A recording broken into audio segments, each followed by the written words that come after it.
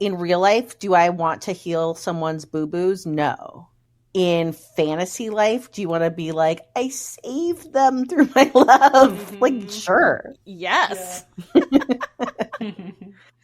And again, that's where real life and fantasy life are different. Exactly. Right. Annyeonghaseyo! Welcome to AfterNoona Delight. We're Leah, Megan, and Amy, romance novelists and your K-romance guides. So grab some dekboki and listen to your new favorite unnies. Hey, everybody. Hey. Hello. Hi there. We had an extra hey in there. We did. We did. What happened? Who is that? We have a special guest today, everybody. All the way from AfterNoona Army. We have Tonya today because she's at my house. It's true. Yay! We're having a slumber party. For 3 Why days. is Tonya at your house, pray tell? Yeah. So, Not that she needs a reason, but... Right, but why did she fly here from Kansas? Other than eating the pizza that we had tonight. Yes, lovely. I texted her and I was like, have you ever had, or do you want to try, like legit Chicago deep dish pizza? And she's like, absolutely. And I'm like, I'm going to order you what is my favorite, which is Lou Malnati's. Lou Malnati's does not sponsor this podcast, but it sponsors my life. And was Is it deep dish? It's deep dish, yeah. And was I right? It was so I've never good. had it.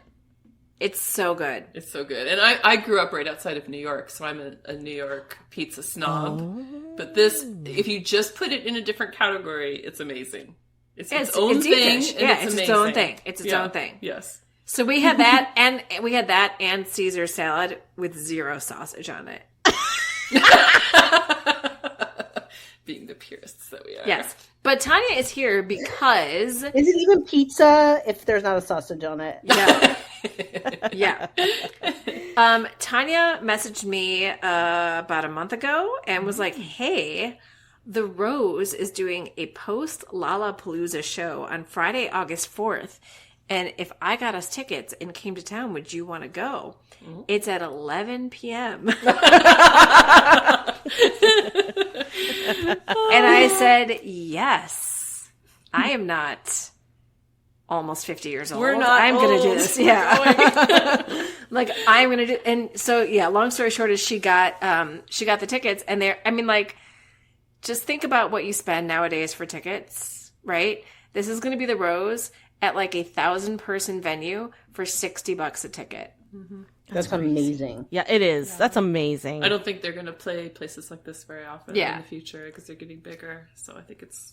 But I have to go to a big event at work tomorrow, so Tanya's going to go to the city and then go to Lala, which I wish I was going to with her. You are? Yeah. Yes, they're playing at 9 see, o'clock. So I'll see the Rose at 9.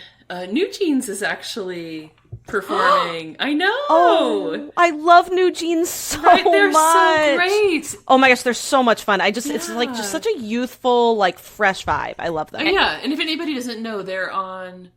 Are they on Big Hit? They're under the Hybe umbrella. Yeah, they're with Adore. Adore, which is part of the Hybe it's a Hybe subsidiary. Okay, right. So they're not on Big Hit, but they're under Hybe. Yeah. So anyway, they're great, and they've been getting a lot of critical acclaim. They have a lot of creative control over their music, and they're just really fun. So yeah, so that'll be great. So I'm going to go see them around 5, and then an alt rock band called Portugal the Man. And yeah, that'll be good. I love them. And then the Rose is right after that. Yeah, I feel like I need to look it up when we're done with this because somebody at work, a guy at work today who's planning on doing some concerts this weekend too, said that Portugal the Man's doing a post Lala show on Friday. And I'm like, oh, if we're already going to be in the city, You can totally talk me into it. We'll see. I'm not sure where they're going to be and how much that costs, but we'll see. Okay. We'll see. And so you're going to go to the show at 9 and then you're going to go see a late night show? No. They're Friday. The post Lala show is Friday. So she's going to go see them tomorrow at Lala at 9. And then she's going to take the train back to Barrington where I'm going to pick her up post midnight. Poor Amy. Oh. That's some late nights for you, Amy. It is, but I stay up usually past midnight anyway, so it's okay. I thought about getting a room, but Amy said no. No, she'll just It'll be watch fun. K-dramas. Yes, it's an while excuse she's to watch waiting. K-dramas. Well, first I'll go to trivia Yeah. and I'll have a couple beers and, sharpen my mind with trivia. Mm-hmm. And then come back. Well, so I have something to tell you guys because okay, so do you remember last podcast that I talked about how Neil was like, oh, in case of a zombie apocalypse, I can just fast. Yes. And I was Right. like, again, like, good frickin' for you. So, And I don't think that's a very good survival strategy, Neil. whatever. So annoying. Well, so he was already really insufferable about that. Then 2 things happened this week that I'm ready to like throw him out the window. So number 1, he did this thing where basically like he gets his blood drawn, he like gets the results back, and they tell him all kinds of things. They do that now. It's like inside tracker. I don't know. I'm supposed to do it, but I don't want to now. I'm basically boycotting because of what happened. So he gets the results back, and I'm not home. So he texts me just a screenshot. And basically it says, your real age, which my husband is 40. And then it says your body age, like based on your blood and all your stuff. Mm-hmm. His body age is 36. And he thinks that is 4 years. He is acting like he is 21. He is like, oh, and then he's like, oh, my 36-year-old body. And we're all like, the whole family's like, shut up, Neil. No one cares about your 36-year-old body. So then we go to Baltimore because Under Armour. So Under Armour is like based in Baltimore. I don't know if anybody knows that. And they built this brand new training facility, and they were having essentially kind of like an event there where you can go and you sign up for heats and you run a mile on this like brand new track. And it was really cool. It's a really cool community event. It's not like there was a pro race like later that night, but it was like just amateur people, like everyday people going to race. And Neil and Dane were in the same heat. So it was like, obviously it's like Neil Erickson, Dane Erickson. And they even had like an announcer in like the center, like courtyard area. Okay. But then we found out later that they did live stream the event. And there were 2 announcers who like did the announcements. So they weren't there. They basically were like watching the live stream, and then they were like paid to like give commentary. Okay. And so Neil's like, oh, the next morning he's like, oh, the live stream is up. Why don't we watch it? And I was like, did you already watch it? And he's like, yeah. And he has this weird look on his face. And I was like, okay. So we sit down. It's a mile. It lasts 7 minutes. So we're watching it. And at the very end of the race, like Dane he's my son. He is 12 years old. And I just want to preface, like, my son looks 12. He looks like he looks like a boy. Mm-hmm. Okay. Not a young man. And my husband is 40, body age 36. And so Dane is that how he's looking at, like, when people ask him his age from here on out? I'm 40, body age 36. Yes. So they're running, and the announcers, they're both like finishing the race, and they're kind of like sprinting at the end. I was really proud of them. And Dane crossed the line first, but Neil was like right after him. And the announcers were like, oh, looks like Neil Erickson's trying to catch up to his brother.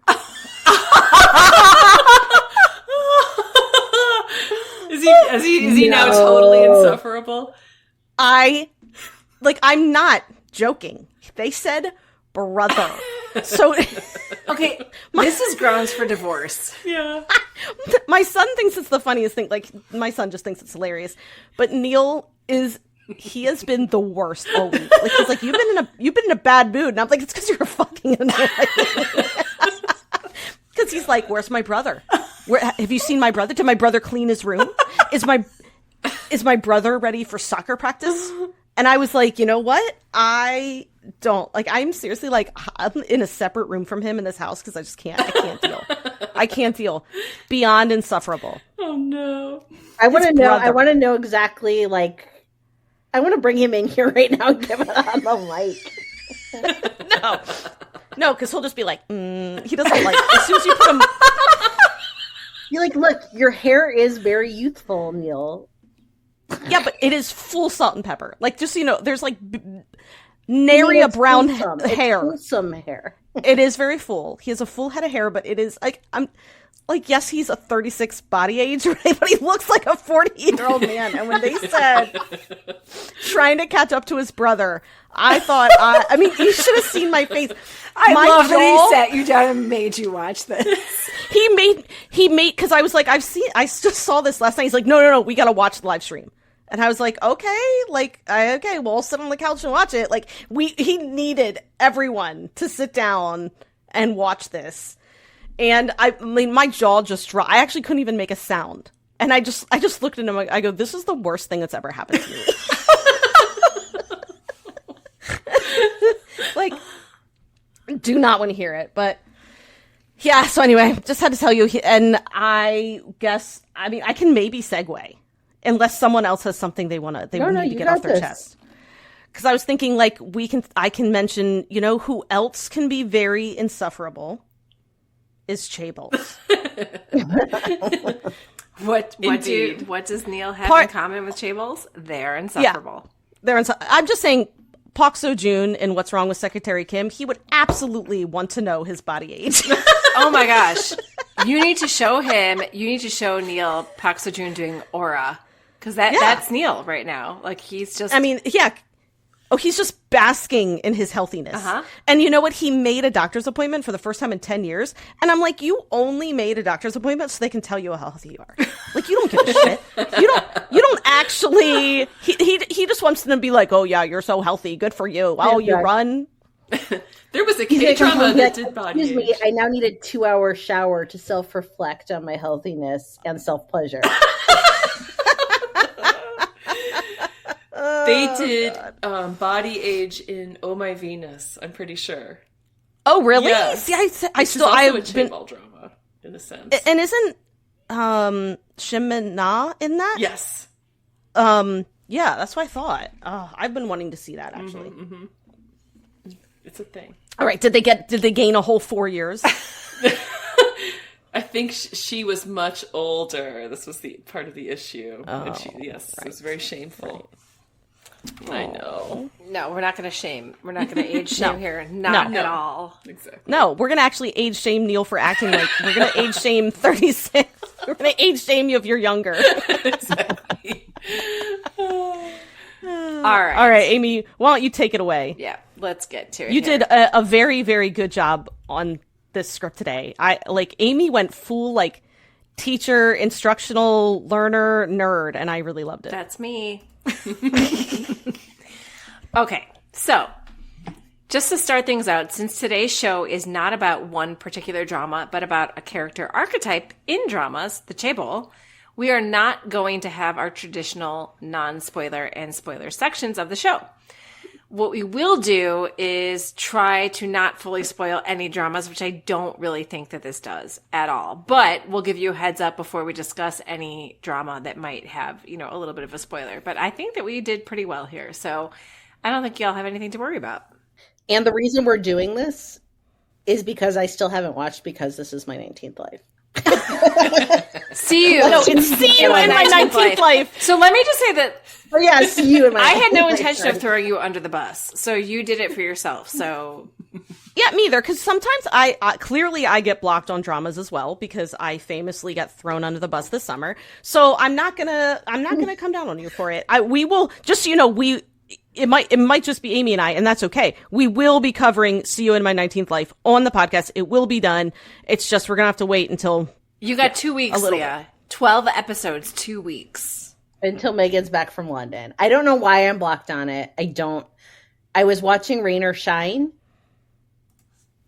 which I have a lot of feelings about, and we will unpack that in another podcast as well. Yeah, I'm excited about that. I wasn't ready to go into another drama, especially not... this one. It's I don't know what but happened. I just couldn't do it. What about before you watched Rain or Shine? Because we were supposed to do this drama last week. Okay, let me just say that we watched the Sell You on a K-drama. We did the Sell You on a K-drama where we watched See You in My 19th Life or King the Land. It was Love It or Leave It. It wasn't and Megan both were like, we are sold on See You in My 19th Life. Yeah. Off we go. I started watching King the Land. Right. That's not my fault. I just got invested in that one instead. So I know, but then you watched others. Then you watched other stuff. Well, yeah. You're not. Your defense really sucks. We've got a lawyer here. How's her defense? Obviously, nothing's happened with BTS in the last couple of weeks. Look, I've been watching In the Soup, which is like 2021 BTS. I'm really into it right now. It's okay. All right. It's all right. I'm just saying we will cover it. And you have 3 weeks, actually. Not 2 weeks. 3 But weeks. that's why. And I mean, no apologies, because this is a great topic. I know. And I just want to say this was my idea. It was. It was. And I like it. So here we go. I've got a game. So I have a list on the page here that you all can't see, but I've put a picture over it so that Megan and Leah and Tonya can't see it, and hopefully they all behaved and did not look. Okay? I did not. So we're starting Western. We're going to move Western to Eastern. So in 2011, Forbes posted an article titled The Forbes Fictional 15. Help us identify the richest fictional characters. So hidden behind my photo is the list that they came up with. So off the cuff, I asked all of you, without doing any research, who are 5 fictional characters you think might be on this list? So remember that these characters have to have existed in or before 2011. So to help narrow it down, I let everybody know that this is a list of Western characters and none of them are romance heroes. We'll get to that in a bit. I only did 4. I didn't realize it was 5. You didn't get the 5 in italics and bold? No. Okay, so let me know, everybody. Yeah, this was really hard. I will tell you, my fingers were itching to Google. Like I was just because you want to know if you're right? Well, I drew a complete blank. I was like, who? Oh my! It took me a while. I sat there, and these are what I came up with. I'm not confident, but I tried my best. So Jay Gatsby, which we'll get to him later, James Bond, Batman or Bruce Wayne, Iron Man, and Tony Professor. Stark. You don't know his name? Tony Stark, right. And Professor X. Again, I'm not confident. I tried my best. Okay. Okay, I did 4. But I did say Bruce Wayne and not Batman. You did. Yeah. So Bruce Wayne, then Mr. Burns from The Simpsons, Oh. Scrooge McDuck, who took money baths, Mm-hmm. Good point. and Daddy Warbucks from Annie. I didn't even think about Daddy Warbucks. Did not even cross my mind. Like, that's a good one. Yeah, that was the only one I could think of. I drew a blank on the rest. I came in on short notice, so Yes, yeah. she I did. don't know She was traveling why am all I drawing day. a blank on this when there's so many rich characters in movies and It's TV. hard Yeah. when you're It is kind of hard. put on. It is hard. Yeah, And it's hard. so I saw the title of the list, and so immediately the first things that came to my head were Bruce Wayne and Tony Stark, because I go immediately to superhero, Right. millionaire, billionaires, whatever. So you guys had some good stuff, and I'm pretty impressed. So I'm going to do the big reveal now. Yay! Okay, I want to see. Get rid of the picture. Carlisle Cullen from Twilight. Really? So I'm gonna I wondered link. about Twilight, but I wasn't sure if it was before 2011. But of course it was. I'm going to link to this article in the show notes so y'all can see, because it gives, in the article itself, it gives like how much they're estimated at being worth. So this is the order of their richness. So Carlisle Cullen, number 1. Okay. Scrooge McDuck. Way to go! I wouldn't have thought you love Scrooge McDuck too. You mentioned. Leah, it look all at the number time. 12. really do. You had the 2 animated ones here, 2 big animated ones. Wow! I never would have thought that. Yeah. So 3, Richie Rich. Oh man, I forgot about Richie Rich. 4 is Tony Stark. Yay! 5, Jed Clampett. Sorry, missing an L there. Jed Clampett from the Beverly Hillbillies. I guess we should say who everybody's from. I'm going to say this name wrong because I don't read or watch The Watchmen. Adrian Veidt? Meat? Veidt. I'm sorry. Correct me. Somebody. Ozymandias is his superhero name from The Watchmen. Bruce Wayne. Woohoo! The Tooth Fairy. What? That's ridiculous. I agree. Why is she richer than Santa? Santa doesn't collect. Yeah, I feel like the Tooth Fairy should be richer than Carlisle. Yeah, the But Tooth she's collecting teeth. That's true. She gives money. She's paying for teeth. She's paying for teeth. I don't know. And what is she doing with the teeth to have all this money? It's a little I don't creepy. understand. Wacky. How Investing. did they give number 8 to the... This is a bullshit list. Unless I missed something and it's like the Tooth Fairy from a movie or something, but even still, I don't know. Okay, Thurston Howell from Gilligan's Island. Sir Topham Hatt. So anybody who's had any experience with Thomas the Tank Engine. What? I wouldn't have said he was like the wealthiest fellow in the world. I know. But he's a train. No, No. Thomas is a train. Sir Topham Hatt is not a train. We have ducks on this list, okay? Yeah, wait, who is Sir Topham He's like Hatt? the little British dude. He's the top-hatted guy who like Oh, owns all my the trains or the train My yard or kids whatever. never watched that. Okay. Artemis Fowl, who is I don't. Who is that? so there's a series of books by Owen Colfer, and they're called Artemis Fowl. Artemis Fowl is actually like I think he's like a 12-year-old kid, like who wants to be like a supervillain. That's Artemis Fowl. Okay. C. Montgomery Burns from The Simpsons, so go Leah with that one. yeah. Chuck Bass from Gossip Girl. Jay Gatsby finally makes the list. Yeah. Yeah, nice one. And Lucille Bluth from Arrested Development. So finally we've got a woman on here. Lucille Bluth. I love Arrested Development. Oh my gosh. I'm very surprised by this list, but I think we did pretty good then. Yeah, like with as far as like with overlap, we had a handful of names. So nice job, everybody. Yeah. No Daddy Warbucks though. So Sir Topham Hatt. I'm sorry, I'm still here. Sir Topham Hatt. They are deciding. Well, Leah's Like, looking at his estimated. Yeah, they're estimating Worth. his worth at $2 billion. Sir Topham Hatt. In 2011, What does he actually do? In 2011, he's a And then I, he's a like, have train this whole he's a thing train that's, like, Chaebol. People are like, Sir Topham Hatt is not an evil capitalist overlord. In fact, he's quite generous. Like, people are like ranting about this on Reddit.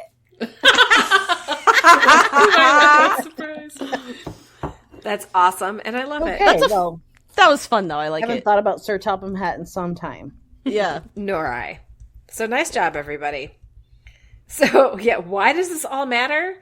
Because the billionaire / millionaire / Richie Rich character is a common archetype in everything from classic literature to situational comedies to superhero franchises. This type of character is pretty much ingrained in the cultural entertainment zeitgeist. Why do you think, and we're still not talking romance yet, why do you think the entertainment industry is so keyed in on this type of character? Like, what is our fascination with the rich person stereotype or archetype or whatever you want to call it? Watching a billionaire on screen buy gadgets like Batman is often to me like spending someone else's money, because I get to like experience, say, like an extravagant party on screen or in a book, or I get to go along with Batman when he drives that like ridiculous motorcycle. So I feel like I almost spent that money, but it's not my money. And in real life, money obviously is a roadblock in like so many ways. So a billionaire on screen or in a book is, to me, reading like or watching a fantasy where there's no limits. So for me, the billionaire characters are kind of like that mix of fantasy and also social commentary in some ways. So I think that, for example, like aspiration and escapism are both pretty popular elements in commercial entertainment. And so we get to have this like billionaire living in a luxurious and extravagant lifestyle that many people can only dream of. So those scenes of like fancy apartments or being on big boats, it's compelling to some degree. Also, power and influence, because they're often depicted as influential figures shaping the world around them. And that power and influence can either make them like a protagonist or an antagonist.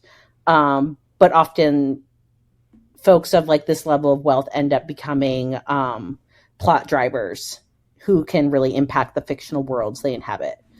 And then also, like I said, I think it can be a good exploration of that moral ambiguity. Like, with great wealth comes great ethical dilemmas and moral ambiguity. So what does that look like when you have everything and can do anything? Are you going to end up being like the Wolves of Wall Street or someone more altruistic? So I can see why fictionally there's a lot to work with that can be fun. It seems like a lot of the same reasons why we love stories about aristocracy, because of course that involves great wealth too, but just that, building on what you've already said, that fantasy of becoming that. And I think there's even a particular, maybe this isn't just limited to America because you see the trope all over the world, but I think there's something particularly American too about thinking that you could make it. Like there's this chance, like going back to the gold rush era, that you could strike it rich. And so I think there's a little bit that ties into the whole fantasy of it, is like maybe could happen to me on some level. We're kind of taught that from children, as children, I think. Yeah, I've actually heard that said from like friends in Australia and things too, of like in America, everyone thinks they could potentially become wealthy, which is, I've seen given as reasons why there can be like a reluctance for folks to be like, let's tax the rich, because everyone somehow thinks maybe they could become the rich. Right. And why people continue to support causes that favor the rich. Yeah. In their voting habits and so on. Yeah. Yeah. I mean, Yeah, that's interesting. it is like, I'm going back to what you were saying, Megan, about like money being a roadblock, because I think in most people's lives, it is to some extent some sort of a roadblock. Like even if you are, middle class and, getting by just fine, there are still stumbling blocks where you can't do something because of money, right?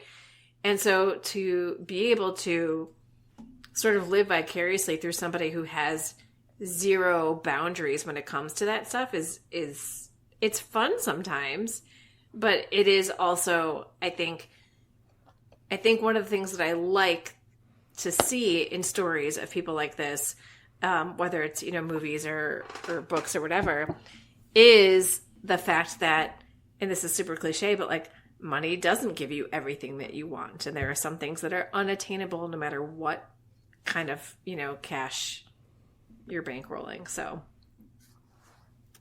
Very true. Okay. So let's get to romance. I admit that my first instinct when I started writing the script was, I don't usually gravitate towards the Richie Rich type in romance. But then a short movie played in my head of Matthew McFadden as Fitzwilliam Darcy in the 2005 version of his Pride and Prejudice, and his declaration to Elizabeth, where he says, I quote, "My affections and wishes have not changed, but one word from you will silence me forever. If, however, your feelings have changed, I will have to tell you, you have bewitched me, body and soul." And oh my God, I can't do it like him. Like, hear Matthew McFadden in your head. I love you. I never wish to be parted from you from this day on. And then I remembered that I have loved the Richie Rich hero archetype for longer than I realized. Yeah. So before we get to our Korean chaebols, the reason why we are here, let's do a quick summary of our favorite Western millionaire, billionaire, or uber rich for their time period romantic heroes and or heroines.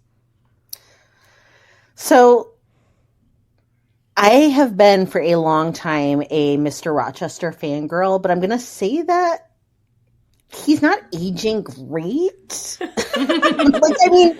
I probably should have picked up on some of the toxic tendencies a little earlier, like, marrying a woman from the Caribbean only to lock her in his attic. Spoiler. So yeah, look, I'm still kind of into it, but ugh. I will say though, have you ever, either of you both don't like period, maybe Tonya. I don't dislike period stuff just because I haven't seen North and South. So you haven't seen North and South. That was my question. No, not the one with Richard Armitage that you're talking about. I saw the one from the 80s about the Civil War. Okay, yeah, no. Have you seen North and South, Tonya? That's one of the few I haven't seen. I grew up on Masterpiece Theater. I've seen almost all of it, and for some reason, maybe because it's not British. It is British. Is it? Oh, so this is the thing, is that you can get confused with the American North and South version. But North and South with Richard Armitage is set north and south in England, where it's someone from kind of like the Jane Austen, like gentry countryside, hits on down times, and their family has to move to the industrial north. Oh. And so John Thornton is the industrial Chaebol, if you like. But, you know, he's a man who, like, gets his hands dirty. And they also, like, have to grapple with, like, stuff like the mills and all the white dust getting in, like, the female workers' lungs. I mean, there's a lot of, like, progressive politics that happens in North and South. Plus, Richard Armitage is just very intense. And who doesn't love a super intense, yet wealthy hero? And though this has never been a particular romantic fantasy of mine, I just wanted to throw out that a fun fact about me is that I have gone way down the Tudors rabbit hole. And when I'm saying that, like, it's not like I like watched the Tudors and read some Philippa Gregory and called it good. I'm saying, like, I have been like, I've taken my obsessive lens and mined the entire Tudor period to a frightening degree for like decades. So I've consumed a lot of royal fiction from that time period, and I'm just going to leave it there, like a lot. You BTS'd it. I BTS'd it. That's awesome. I also will say I really liked the season 1 of Sanditon, which is they kind of build it as the Jane Austen book that was never released. And oh my God, who is in it? That's like the like Theo very... James. Yes. Theo James, who I always think I don't like. He's like a Lee Min Ho, and Oh then my I God, see he's him, and I'm like, gorgeous. Lovely. Oh, I love well, Theo he's James. gorgeous, but I always am like, oh, he's kind of like boring gorgeous, but he's a really good actor. Mm-hmm. Oh, Theo James is... So Sanditon was amazing, but he didn't want to do a second season, so they have to like X him out of the plot, which I haven't watched it since. Not cool. But he is a wealthy in that. Okay, so favorite Chaebols. It always goes back to Mr. Darcy. And I don't know if you all want to have a discussion about who's the best Mr. Darcy, because opinions can be very strong on this matter. But for me, it is Colin Firth. And I would like to say that I think that Kim Tae-hyung of BTS would agree with me, because he just recently revealed that his like model growing up for his aristocratic leanings is Colin Firth. But anyway, it's always Mr. Darcy. But I also, in addition to Jane Austen and Masterpiece Theater, I'm an 80s high school graduate, and I grew up on John Hughes movies. And I had the worst crush. I know you're supposed to like such Ducky. a good one. It's such a good one. I know you're supposed to love Ducky the best, but I loved Andrew McCarthy as Blaine. Yes! In Pretty in Pink. Blaine, that's not a name, that's an appliance. Exactly. Oh, I just loved him for all the wrong reasons. So, same. Yes, Andrew McCarthy in basically any John Hughes movie. So that's my high school Chaebol dream.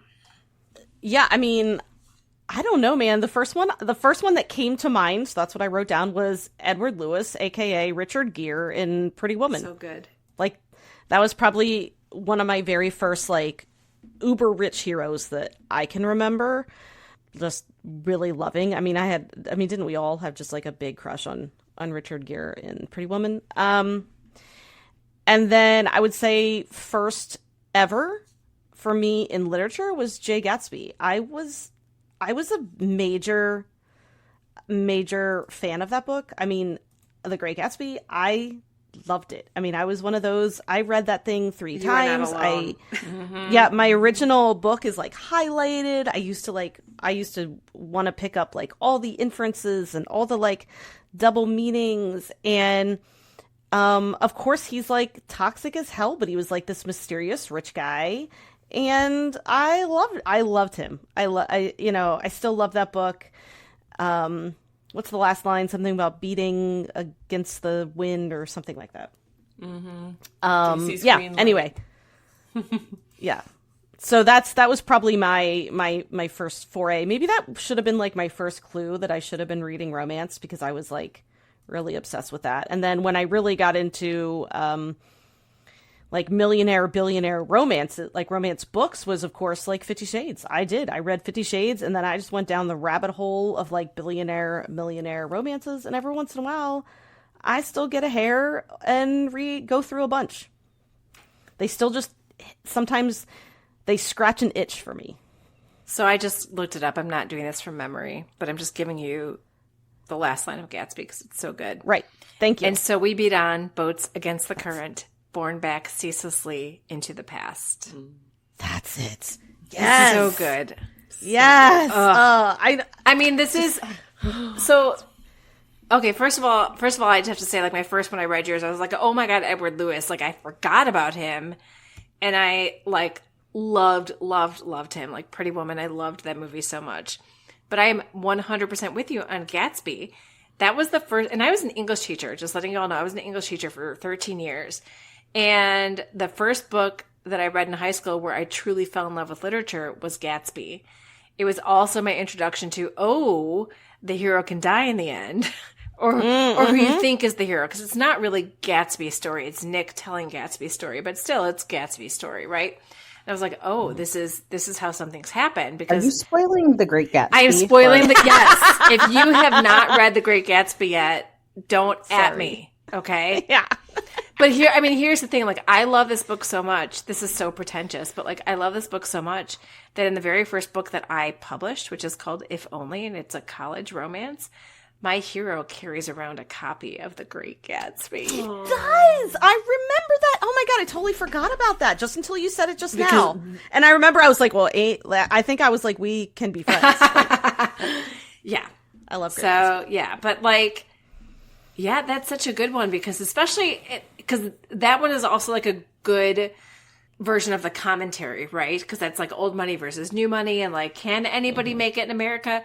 Yes, but if you don't make it the right way, if you're not born into it, then it's a different experience. And it was, like stuff that you don't understand, when you're a 15-year-old kid reading this book in your sophomore lit class, which is me, but like something just hit me. And yes, so I read it again later when I was older and still love it. So there you have it. So there are valid criticisms of the billionaire hero, both in romance and general fiction entertainment. Are you ever conflicted about rooting for the uber wealthy? And is this another question of separating reality from fantasy? Fictionally, I can separate it easily. In fact, I binge read this erotic romance series that's actually just called Filthy Rich Americans by Vicky Stone. And it's all about just bazillionaires behaving badly, down to the fact that it's a core love triangle between a CEO, the CEO's son, and this like ingenue. I remember you talking about this. I totally remember you talking about this. So it includes a maze, like a rich person maze, and the father pretending to be a minotaur. Oh my God. Didn't you also read a minotaur romance? Morning Glory. It was called like something with the Minotaur, and basically it was like milking the Minotaur. It was right. It was Morning Glory Milking Farm. That's right. And so the heroine's job was to milk the Minotaurs, and the problem is like they made it too anatomically correct, and it reminded me of Moan for Bigfoot. Right. Which, if you remember Moan for Bigfoot, yes, we do. It came out in like 2013. It's very short. You can probably still find it, but essentially it's non-con. Like, a woman gets kidnapped by Bigfoot, and like Bigfoot's pretty unappealing mother. And who I don't know. I just know that like Bigfoot's genitals were spongy. And it was buckets of Bigfoot. Oh, God. So Morning Glory just started to feel a lot like Moan for Bigfoot in like not a funny way, and also felt like people were really into it. So maybe I just never got like through like maybe I was just still too scarred from Moan for Bigfoot that I never embraced what was. But that being said, was I compelled enough with Filthy Rich Americans to have like super rich daddy and son both trying to hook it with like the Who Pick Me?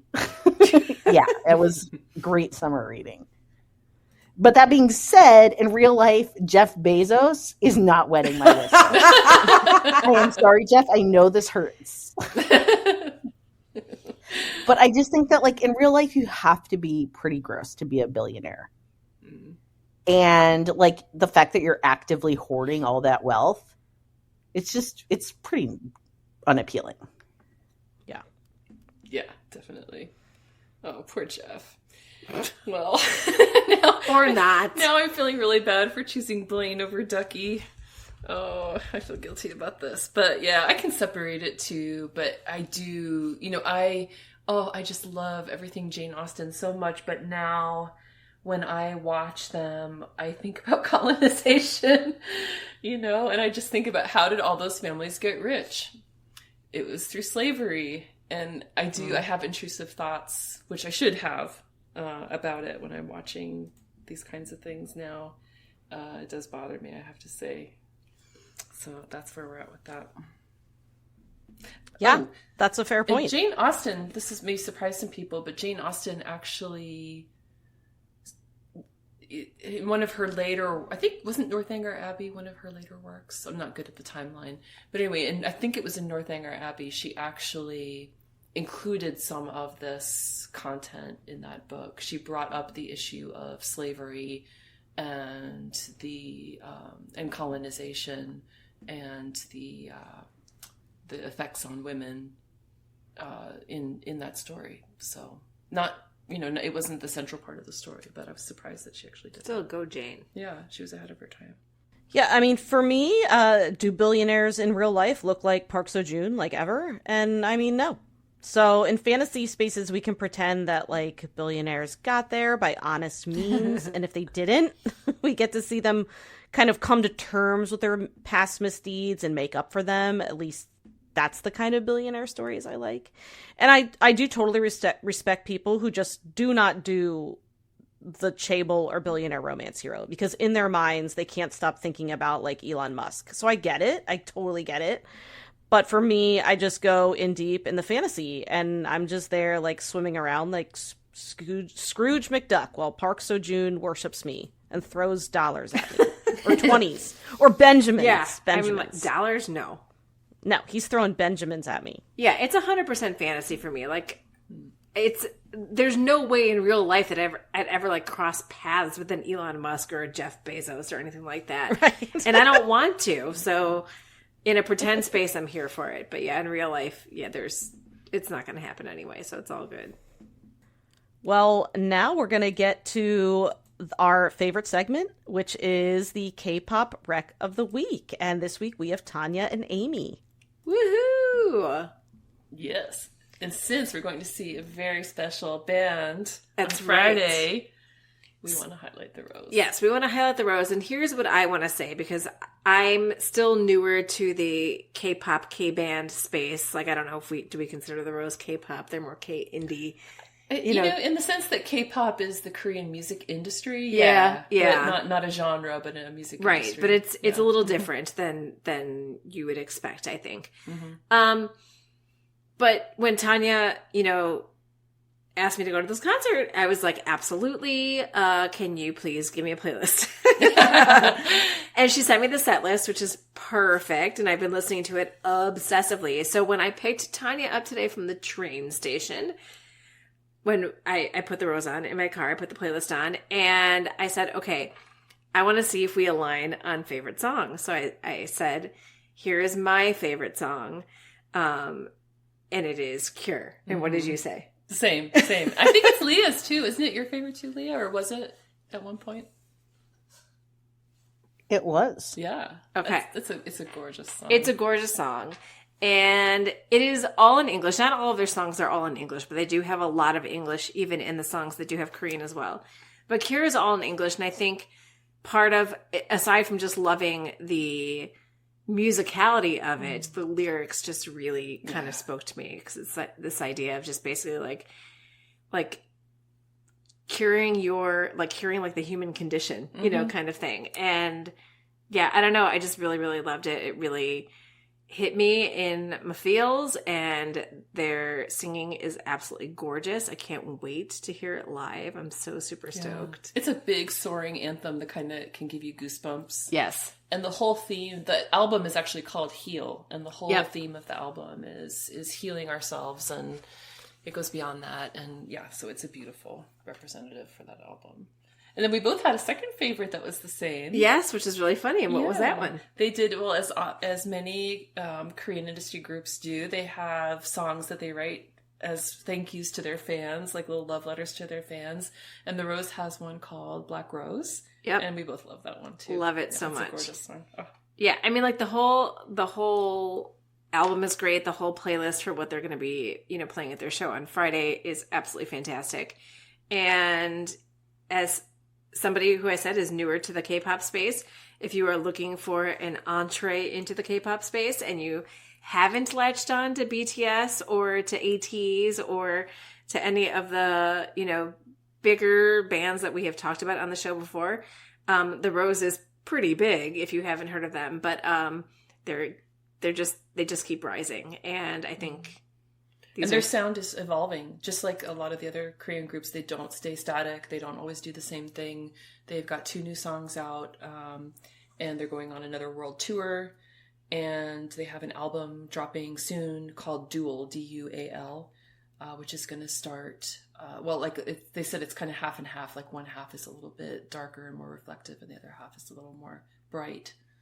Awesome. Yeah, lot to look forward to. So that is Cure and Black Rose by The Rose. Yes. Send me that playlist as well. I will. I want it. Yeah, it's awesome. And the new songs are called Back to Me and Alive. I love Back to Me. So good. A lot. Alive is really edgy and cool. Yeah. Okay, cool. I'm excited. I like them a lot. Thank you for the rec. Thank you. So to start our discussion on the South Korean Chaebol, I wanted to do a little research, and according to a New York Times article called Money, Power, Family Inside South Korea's Chaebol by Carlos Tejada, here's a quote from it. The word comes from the combination of the characters for rich and clan. It applies to large groups of interconnected companies that are usually dominated by a wealthy family. South Korea has several, but the best known outside the country are Hyundai, LG, and Samsung. Others include Hanjin, Kumho, Lotte, I'm not sure. Lotte, and SK Group. The article goes on to discuss how chaebols rose to prominence in the time following the Korean War, when relief funds turned into loans for businessmen who promised to rebuild the country. The South Korean government, wanting to protect local industry from foreign competition, added an extra layer of protection and support, which turned into chaebol businesses holding nearly 2/3 of the market share by the late 90s, according to the World Trade Organization. This is all just to say that the chaebol influence has been ubiquitous in South Korean society for decades, so it's no wonder that Korean dramas often focus on a fictionalized version of the chaebol experience. While in many of the Western media examples of the wealthy hero or heroine, they are portrayed as more of an anomaly, the chaebol archetype shows up again and again in K-drama because of its ever-present existence in South Korean society. Okay, so that about sums it up as far as what a chaebol is and how the chaebol grew to prominence in real-life South Korea, which is just to give a bit of background on the real topic at hand, which is the fantasy version of the chaebol that we see in K-dramas. So, who was the first chaebol you were introduced to in K-drama, and what was your first impression of the character?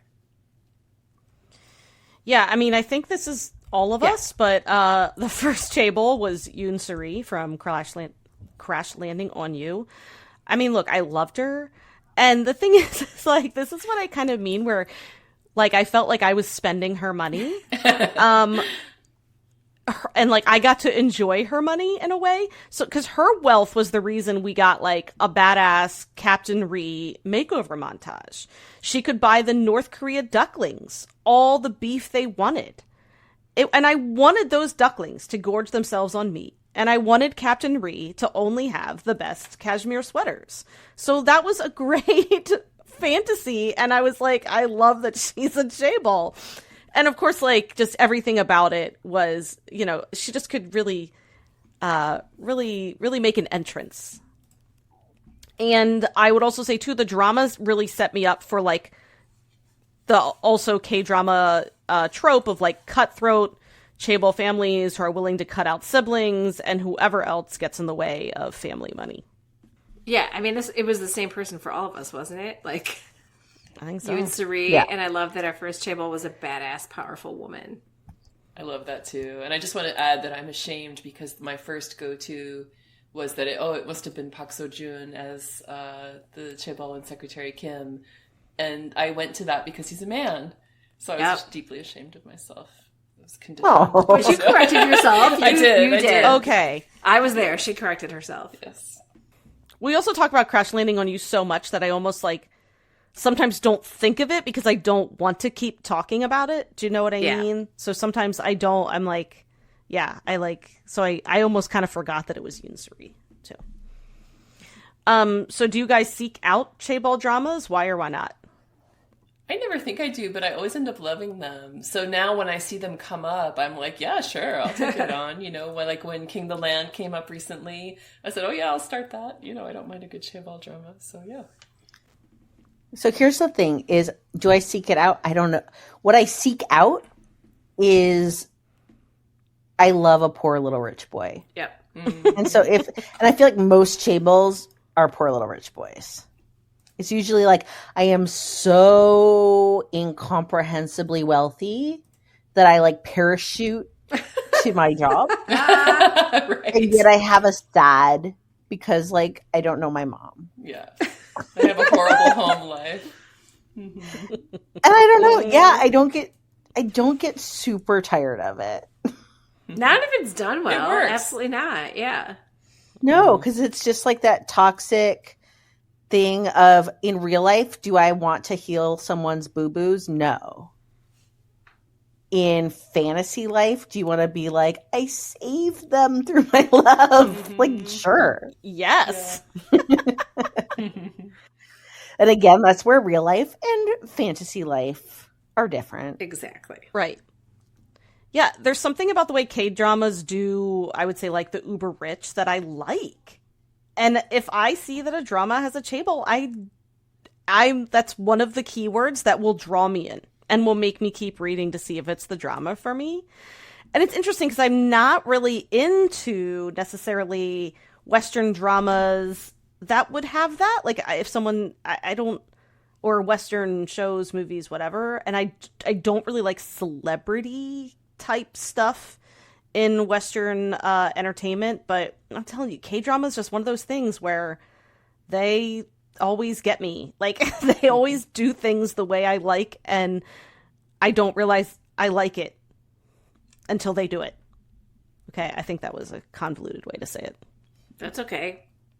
Because I don't think I seek them out, but I think I'm like the same as Tonya. Like, I don't think I seek them out, but like every time I watch it, I'm like, oh yeah, I love this character. Like, I love this character archetype. So maybe I should start seeking them out because apparently I enjoy it every time I see it. Mm-hmm. They often in Korean dramas intersect with office romance, which I thought I didn't like, but apparently really like. You really like office romance. Like, we know this now. I think most of us like a good tsundere character too, and they're almost always a tsundere character. Oh, very true. So, here's the big question. Who is your favorite Chaebol in K-drama to date? To the surprise of no one, I'm going with Kim Min-kyu from I Am Not a Robot. And look, I know I'm not supposed to talk about this drama. I never gave you that No, directive. No, I know. I shouldn't say that. I do try to not talk about this drama as much anymore because like I want to give variety to our listeners. But the question was, who is your favorite? And I have to be honest with the people. And it's Kim Min-kyu from I Am Not a Robot, forever and always. I don't think anyone will topple him for me. So you're welcome. I set you up for that, and I'm happy that I did. Thank you. I'm happy that I did. Thank you. Yeah. So apparently, I like my Chaebols to have emotional boo-boos and still be in high school. I'd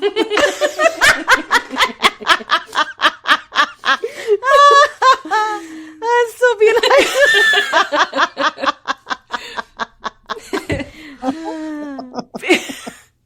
I love it. Because for me, it's a tie between Choi Young-do, who is Kim Woo-bin from Heirs, and Baek-hyung, which is Lee Jae-hyuk from Extraordinary You. And they are very, very boo-booed and very, very much in high school. Go big or go home. Okay, so look, I'm not going to say favorite, but right now, Guwon from King the Land is rad.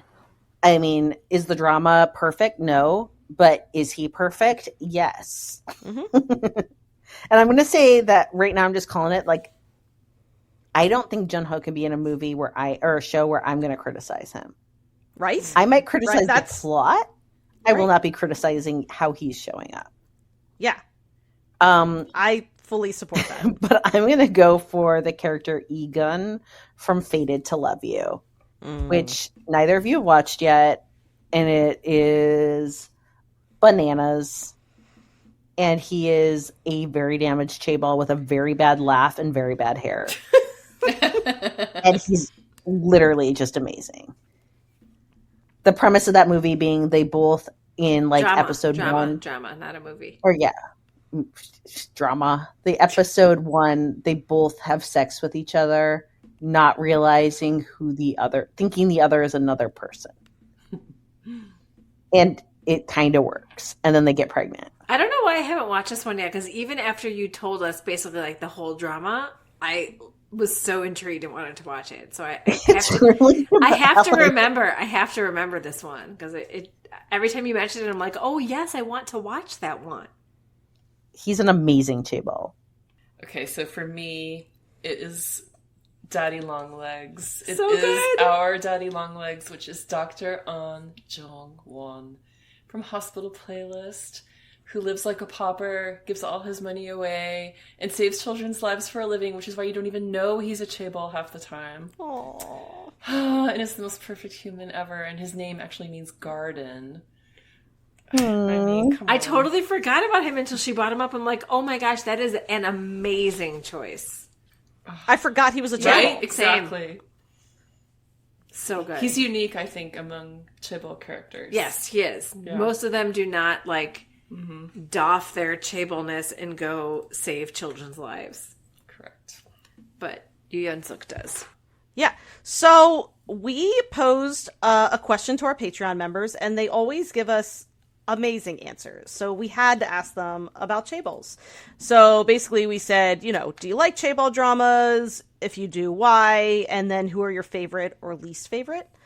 And yeah, of course, the answers are awesome, as always. So we have one comment that says, I think I like... What Just happened? What the fuck was that? There is breaking news. What? What? Is it BTS related? No. Oh. Oh my god, you scared the shit out of me. I thought she was joking. I know. I was like, It has to choking come on a onto the pod sausage? right now, though. What? It has to come onto the pod. Okay. Okay. It just Go hit my phone just blew up with like a news alert. Okay. On Bo Hyun confirmed dating. No! Oh my god. Really? Wait, I gotta look this up. Jisoo from Blackpink. Whoa! Shut Big one. That is a hot, interesting couple. Wow. Whoa. Jisoo's Whoa. the best member of Blackpink. Let's be real. Whoa. Wait. To quote JK, damn. Oh my god, it's all over the place. It's all over the place. Oh! Wow. I'm so happy right now. I just had to throw it out there because that's a good-looking couple and Heck, interesting. Wow. Jisoo's like funny and weird. I love That's Jisoo. great. Like, I think she has such a neat personality. Like, everything that I've seen her on, she's really cool. I love her voice. I love that, like, normally husky... don't get into dating stuff, but like on Bo Hyun is like our boo. Yes. huge. And I'm happy for him. Yeah. Like, get it. Yeah, no, ABH. this was a good pairing. That's scared. I looked back because I thought you choked on a sausage. Yeah, me too. I thought you On choked a on Caesar sausage. salad with sausage. No, I was listening to you, and my phone like buzzed, and I looked down, and there was like a news alert from Twitter, and it was God, like you scared the shit out of me. Hyun confirmed dating Jisoo. I'm absolutely in love with this news. I'm serious. I'm so happy. Look at them. Oh my god. There's like photos of them together. I know they're just like standing next to each other holding shopping bags, but I don't care. I'm so happy. Wow. Oh god. Okay. All right, back on track. Let's get back to it. Back on track. Sorry. Okay. So no, that nothing is to fine. apologize for. I'm just glad that you are not in need of the Heimlich. I'm leaving that entire exchange. Yeah, like I'm leaving. late breaking news in drama. No, but you're like sound. I'm leaving it in. Okay. People are they're gonna like run off the road while they're driving, listening to this podcast, being like, oh my God, what is that? Who hit my car? Anyway, okay. So this comment, which I liked, it says, I think I like Chaebols when they are clearly shown to be outliers, like almost weird and socially inept somehow, in contrast to people of average economic status who have competence to handle problems. It levels them in a way, right? Yeah. Another comment, I love this. I love a good Chaebol drama because in the words of the late, great, notorious B.I.G., mo money, mo problems. Chaebol dramas have a way of portraying the weight of the pressure to not mess up the empire that has been built and gifted to you. Being born with a silver spoon in your mouth doesn't mean that they don't have their own problems. It seems like the Chaebol families are among the most twisted and problematic, like in K-dramas. And yes, I agree. You know you're going to get some twisty, crazy family stuff when you have Chaebol families, you know? Like Little Women. Hello. You're going to get acid in your pipes. Acid in your orchid dungeon. Yeah. And then another comment, this is like, we said this, I enjoy a good, poor little rich boy story with obligatory mommy-daddy issues. But you gotta love that K-dramas also threw in some additional bonkers subplot, usually some trauma-related ailments or phobia, like in What's Wrong with Secretary Kim, I Am Not a Robot, and Business Proposal. And then we have King the Land, which I haven't phobia gotten there yet, so it's okay. You'll learn in episode 2. The phobia is smiles. Excuse me? It's legit a People phobia. smiling, yep. It's legit a phobia, and I was like, after I learned, I messaged Leah, and I was like, I love K-dramas. I love K-dramas. We learned so much. Of course. This is like a thing, yeah. Oh, you guys might like this one. Chaebol dramas need to be done right, otherwise I'm just annoyed. Just because someone has money, it doesn't automatically make them cool or interesting. I have a very low patience threshold for normal people bowing to rich people in dramas. To compare to Jane Austen, her heroes always show their heart of gold via the way that they treat people they employ and the material goods in their possession. For example, in P&P, Elizabeth sees Mr. Darcy in a whole new light when she goes to Pemberley, not because of the size of the estate, but because the housekeeper, Mrs. Reynolds, praises him so thoroughly. Another comment says, I like Chaebol dramas because I think it's because of the fantasy element. I love the idea of a real life Cinderella story. Leah, did you see that somebody mentioned Fated to Love You on the Patreon? I didn't. I was looking at on both Yun's abs. So just to know that, like, you had some support there. So it says, okay, so I love Egon from Fated to Love You because they were unconventional with the trope. So, oh God, we're all gonna we're done. We're just talking about An Bokyeon. So watch See You in My 19th Life, okay? This is your sign. This is your sign. He showers in the second episode, or is it episode 1 even? And he's a Chaebol, right? He's a hotel Chaebol. Yes. So let's discuss. Yeah, I mean, he fits in. I'm talking about him because he's a Chaebol. No, you only get to make that connection if you watch the drama. I'm just saying He's wet in every episode, like soaking. Like literally, but most of it's with his clothes on. He's right, a wet but it's still Chaebol. He is a wet Chaebol. He's a very wet Chaebol. But not.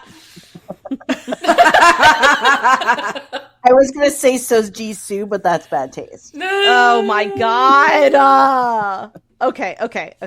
All right. I think that's it for Patreon. But if you want to read all the comments, you can just join our Patreon. It is a great community.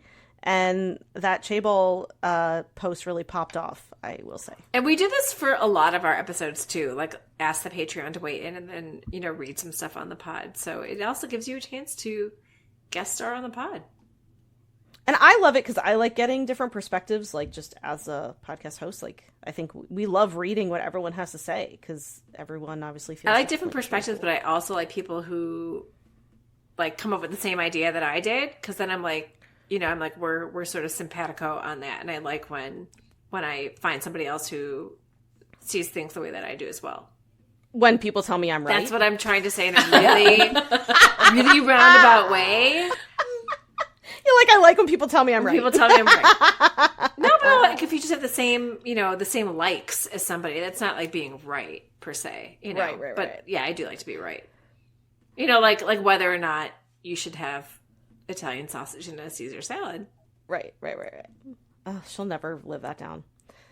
So, do you have a K-drama Chaebol character who didn't work for you, and why? I don't think that I do, only because like a bad Chaebol is usually a Chaebol villain, and I love a Chaebol villain too. Like we already mentioned Little Women. It's an amazing Chaebol villain. Itaewon Class, amazing Chaebol villain. Hello on Bohyeon in that one. Like, yeah, I don't think I have. I haven't seen a Chaebol that wasn't done well yet. Yeah, I can't think of one either. So I just generally didn't like Reborn Rich. I tried to. Did you watch the whole thing? No. Okay. I bowed out. I just like stopped being interested. I just couldn't invest. I remember when you started, you were like really into it, and then I just never heard you talk about it again. I liked it for like a minute, and then I was like, no, I don't like it. I don't know why. I just was not. Well, it's because I have like, what's his name? I just like spaced it. Song Joong Ki. I just can't. It's him, not me. No, I'm kidding. I have a hard time connecting with him, and I just wasn't vibing with him on this drama. So I used to shit on Something About 1% a lot, and I tried to stop doing that, but I'm back on my bullshit, and like, because it was the question, and that's the one I can think of. He was just a jerk. Like I didn't. And, like, look, I love a good, like, alpha hole, but to me that was an alpha hole done wrong. He just never redeemed himself, and he was just a jerk. To flip the question a little bit, a Chaebol drama that didn't work for me was Tempted, which is kind of like the Korean Cruel Intentions, which starred Joy from Red Velvet and Udo Wan. And to the surprise of no one, the Chaebol character, played by Udo Wan, who would have been like Ryan Felipe in Cruel Intentions, was great. Like, absolutely amazing. Like, I binged that drama just because I was so obsessed with him in this role. He played the poor little rich boy so freaking well, and he had to be like really cold to the heroine at one point. Oh, it was just, it gutted me. It's just the drama went off the rails for me. And he cried a lot, unfortunately, like at the back half of the drama, but he was, again, fantastic. What's a Chaebol-centered drama that you feel like everyone has seen but you haven't, and do you plan on watching it? So, I don't know if, like, when I came to, like, has everyone watched? No, but one that, like, I feel like gets mentioned, not a lot, but from time to time, but I do want to watch, is Cinderella and the Four Knights. And it looks like it's like the poor little like girl, basically going and four Chaebols, the poor little magic girl. And look, I'm gonna like it. I'm just toxic like that. Like I'm gonna like it. I like. Yeah, it. I want to see it. I heard it was like. I feel like I heard that was a lot of people's kind of like first K dramas. I feel like a lot of people who. Yeah, a lot of people I feel like I've seen because it's a Netflix one, and it pops up like it used to pop up all the time as a suggestion for me on Netflix. It doesn't recently because of so many other new things that have come out. Mm-hmm. Yeah, I mean, I didn't see the like two main popular ones, which is Heirs and also Boys Over Flowers, the Korean version. I've seen the Chinese version, Meteor Garden. Do I plan on watching them? Not really. I don't think I don't think I'll watch Boys Over Flowers. I am considering watching Heirs. If only for the bean huffing. Right. There's just a lot about Heirs that still intrigues me in a way that Boys Over Flowers does not. The thing about Boys Over Flowers is, and this is the same thing as Secret Garden, which I watched a while back. Like, those are like classic K-dramas. Like, they have that older feel to them, you know, even though like when I say older, we're talking like 15 years ago, you know, at the most. But right. They're very different than K-dramas already today.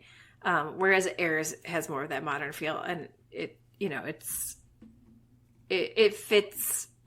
with stuff that you've seen, I guess I'd say. Yeah.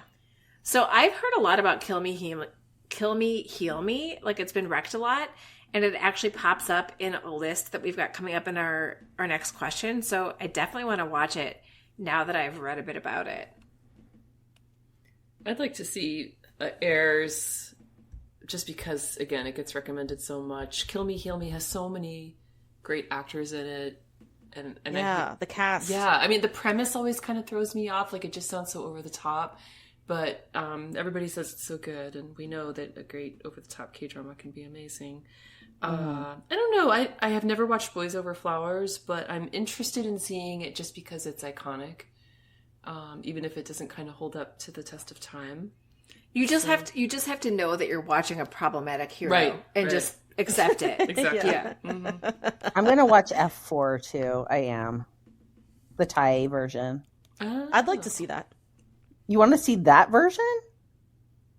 Because I do like the two actors. Okay. Yeah. Because it's meant to be I'm not saying I'm going to, like, run to go see it. I'm interested.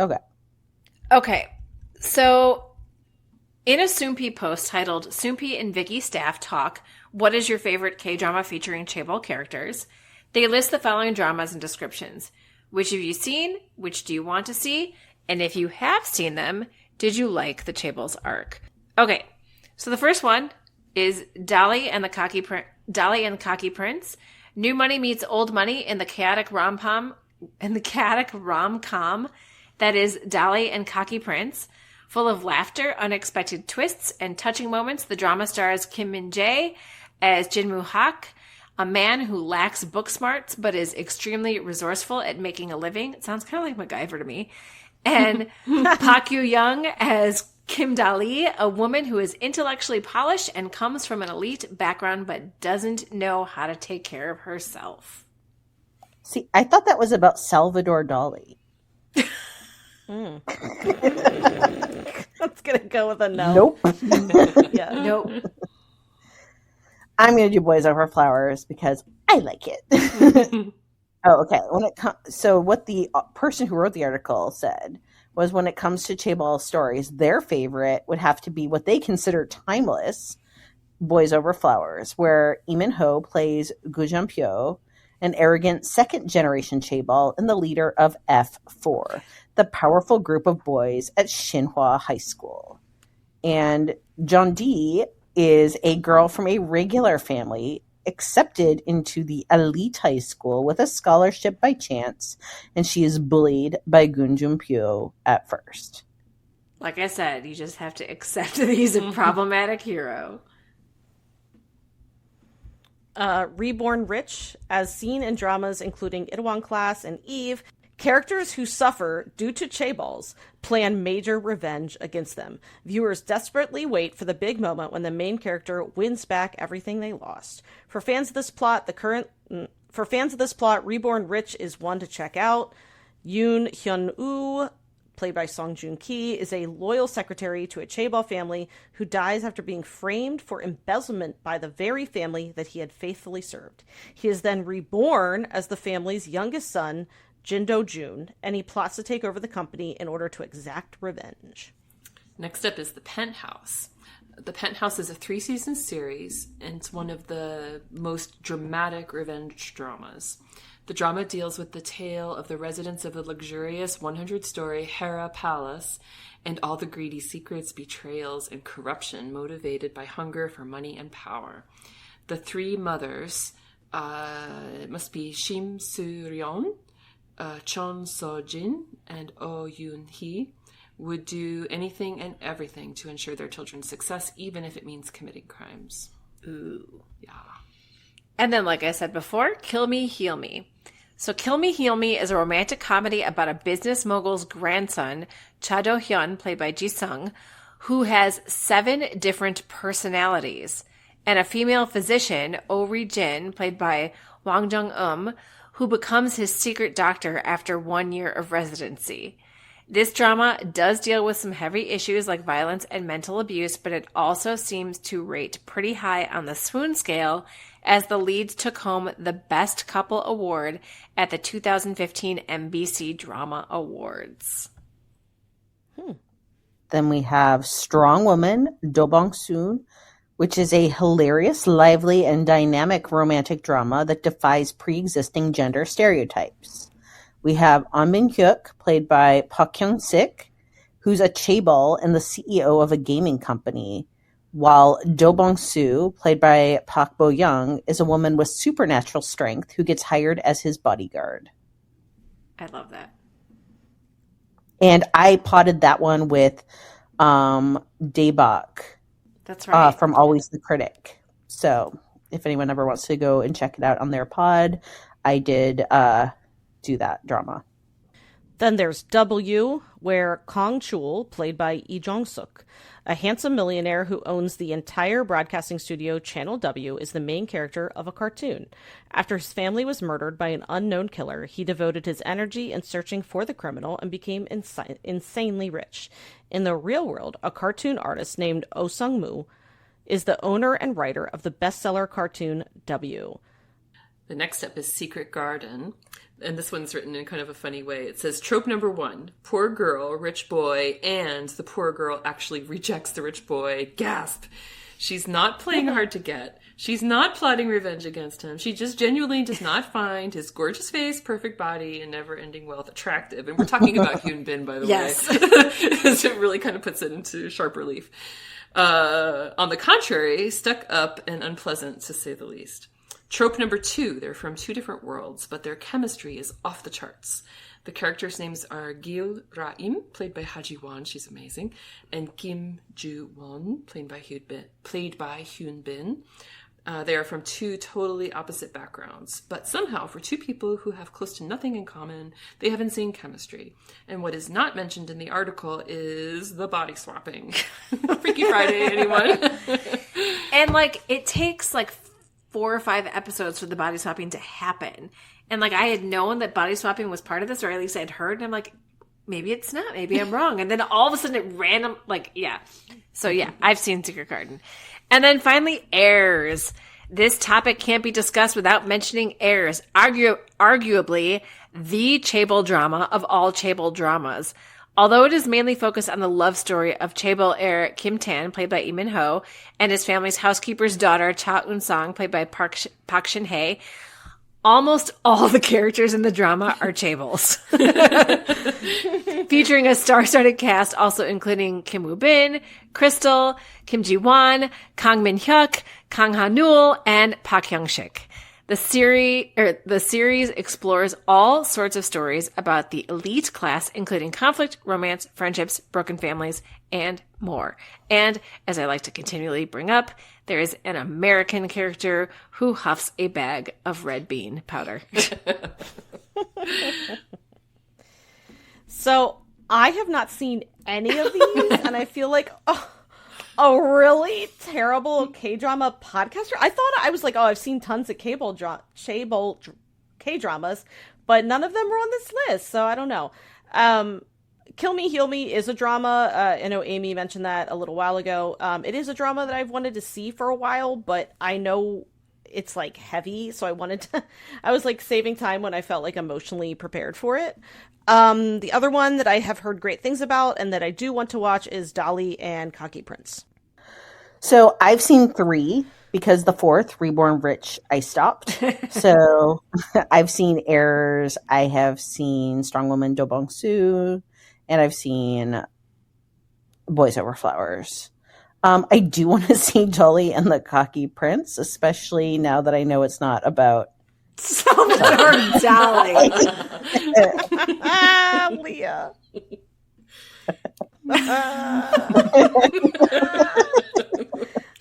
I thought it was about an art gallery.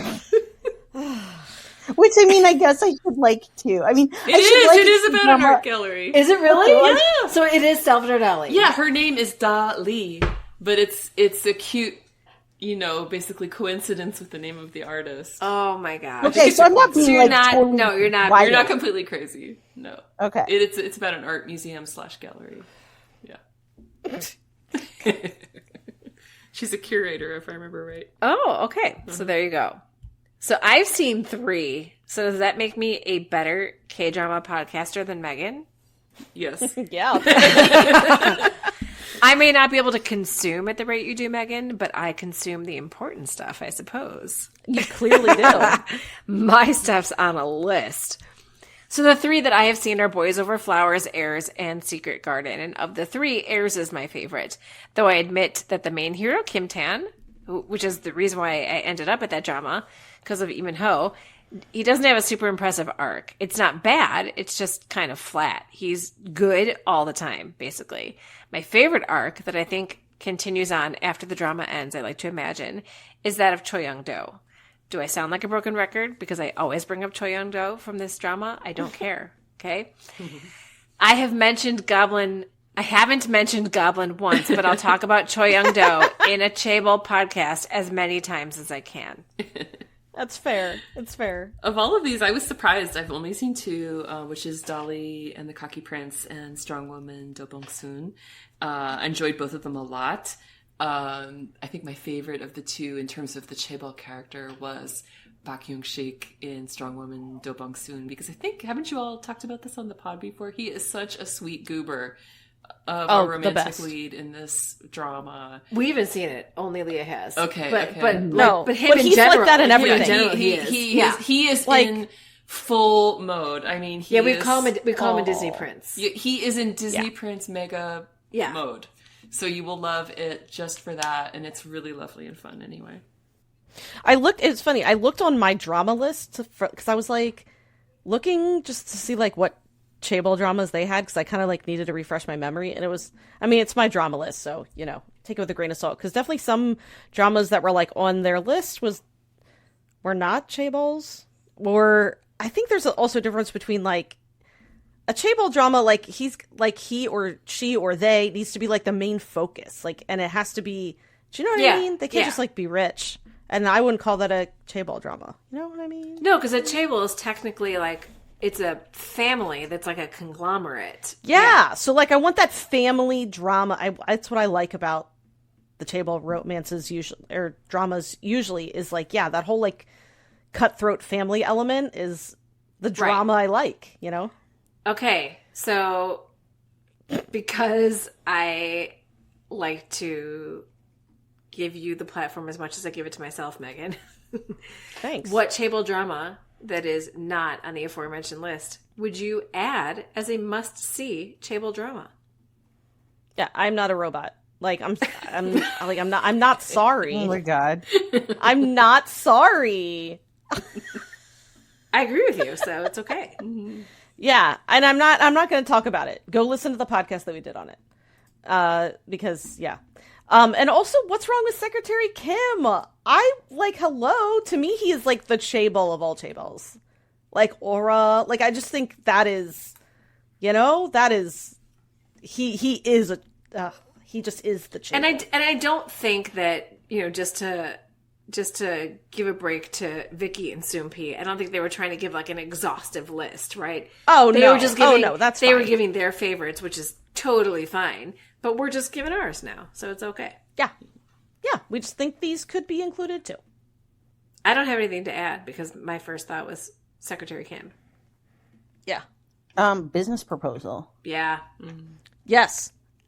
That too. I mean, rain phobia. I mean, come on. Shove your love interest out of the car. In a store. Yeah. Okay, I'll add one to the list in addition to this, which is we need female representation. So, Seri. Yeah. Let's talk about her as a Chaebol. Mm-hmm. Yeah. And this is actually one I saw was It's Okay Not to Be Okay. Yeah. Oh, yeah. So the heroine, I mean, I don't know. I mean, yeah. Yeah. She's a Chaebol, isn't Well, she? I mean, wealthy. or at She's least she was wealthy before she was an Chaebol, but author. she's wealthy. Yeah, she was wealthy Yeah, but before she's she was very an wealthy. author. So Yeah. But I think And Chaebol her was wealth looking is like at a thing. CEO conglomerate family. She Yeah. was just wealthy. Yeah, and she lives in a freaking castle. I mean, and she has a very weird family. So if that's not a Chaebol drama, I don't know what it is. well, I mean, what do they own? We don't know. Like, that's True, what we need to know. Like, are they Hyundai? Like, Yeah. Yeah. so. Samsung? Right. And finally, for you, what makes for a satisfying Chaebol story arc? I'll just keep it simple and just say a classic tsundere character. You know, cold at first, but underneath is the heart of gold. I think I'm going to be an a-hole. No, I think that Tanya's right. I was going to say, I think just a very unbelievable trauma. But what I actually like is the tsundere. Just like that idea that, just like all the little boo-boos, but they're a little marshmallow on the inside. Who doesn't love it? Yeah, I mean, I will always go for like a cold Chaebol who learns to love and then spends their wealth on the love of their lives, and then also finds way to make their money matter to someone or anyone who needs it. And I would say Yoon-suri is a great example of that. Yeah. I love that we've gotten to talk about her a lot. Yes. I miss her. I know. It's been a while. I want to go watch Chloe again. Me too. So for me, it's an emotionally boo-booed Chaebol hero who is somehow connected to the heroine's first life 1,000 years ago. Is that too specific? We'll get We there. will. Will we, Leah? We will. If they didn't at least know each other as children, there's a problem. Right? Mm-hmm. That's another thing. God, I love, I mean, very classic Chaebol storyline is that they knew each other as kids. Like love it every Whether time. they were friends Never... or they were kidnapped together. Oh my God. The best. The best. Well, that was fun. That was fun. We covered a lot. did. And this was a long one. So thank you, I guess, Leah, for not being prepared for what you were supposed to record tonight so that we could do tables. Well, yeah. And thank you, Tonya, for joining us. That was a lot of fun. Yeah. True. Yeah, that was a lot of fun. I've never gotten to pod with somebody sitting right next to me. I mean, except for when we were all together and we did our quick little BTS thing, but like an actual podcast episode. It's fun. This is new and fun. Yeah. I like it. Allison and I did it once. It was really fun. And I think we did it when it was all of us, right? For AfterNoona Army for the Suga concert. Yes. And the three of us did it on my iPhone. We did. Right. All right. Well, I think that's it. And thanks for listening. And until next time. Annyeong. Annyeong. Kamsahamnida. Thank you for listening to AfterNoona Delight. Where can you find us outside the pod? Head on over to afternoonadelight.com. That's AfterNoonaDelight.com. You'll find links to all our social media, our book recs, K-pop and K-skincare recs, and if you want even more AfterNoona Delight, because really who doesn't, you can join our Patreon, where you can choose the patron level that's right for you. Join in daily K-drama conversations, listen to bonus podcast episodes just for patrons, and participate in our monthly live K-drama support group via Zoom. We can't wait for you to be a part of the community. Until next time, annyeong!